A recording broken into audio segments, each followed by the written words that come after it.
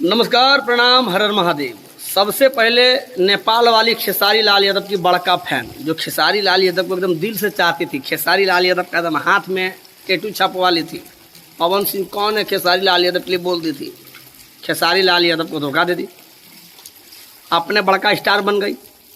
उसके बाद यामिनी सिंह, वो भी पूरा चर्चा में थी खेसारी लाल यादव के साथ में। और लगातार खेसारी लाल यादव और यामिनी सिंह का जब गाना आने लगा, बहुत सारा गाना है और सब गाना ब्लॉकबस्टर हिट किया भैया। ललका टी शर्टवा वाला, दड़िया बढ़िया लागेला, एक से बढ़कर एक गाना आया। लेकिन जब फैंस का डिमांड ये आने लगा कि नहीं, सपना यामिनी सिंह के साथ खेसारी लाल यादव का अब गाना नहीं आना चाहिए, एक्ट्रेस को चेंज करना चाहिए खेसारी लाल यादव को, तो खेसारी लाल यादव ने सपना चौहान को काम दिया है। अब सपना चौहान के साथ भी एक से बढ़कर सुपर डुपर हिट गाना खेसारी लाल यादव लाने लगे।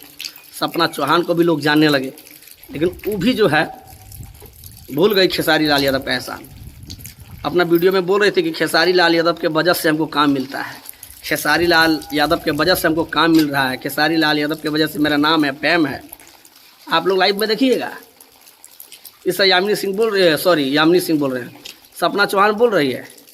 और फिर अंत में भैया वो भी खेसारी लाल यादव को ब्लॉक कर दी, सॉरी अनफॉलो कर दी।